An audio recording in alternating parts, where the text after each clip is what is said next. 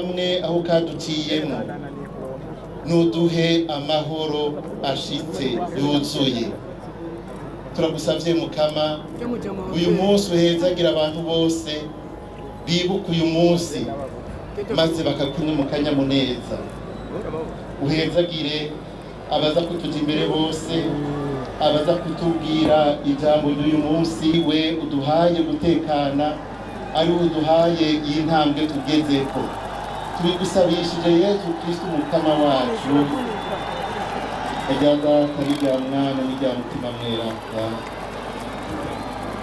Amen. Mukomera amashyi Imana yacu. Imana yamaze guhekomeretse, none rero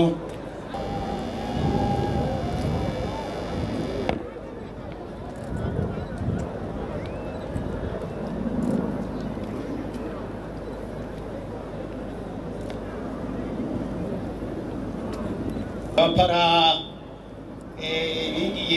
muri centre para nkuko nabivuze. Iyo centre para rero ikaba yagiyeho mu gihumbi kimwe n'amajana icumi. Rero mukaba muzi ko mu gisirikare hakenerwa ko rimwe na rimwe bifashisha abantu bagwanda baciye mu kirere iyo ibintu biba bisaba ko byogenda uko nyene. Abo rero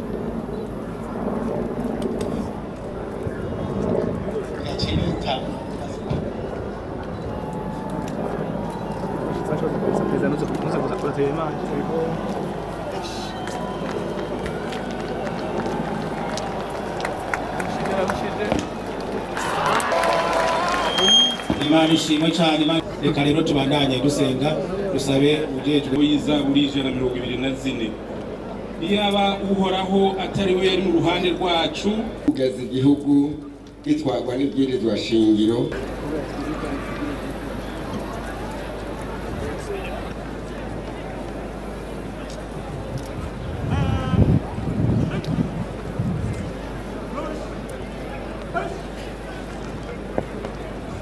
abo rero niba abapara baheje gutanga raporo y'akazi bahejeje.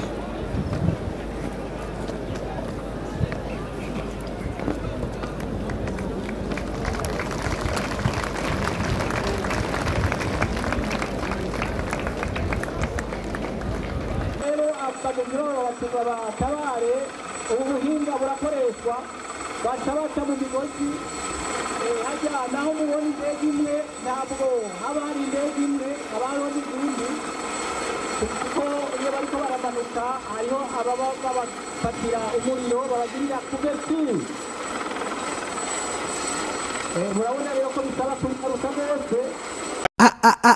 Isaac TV.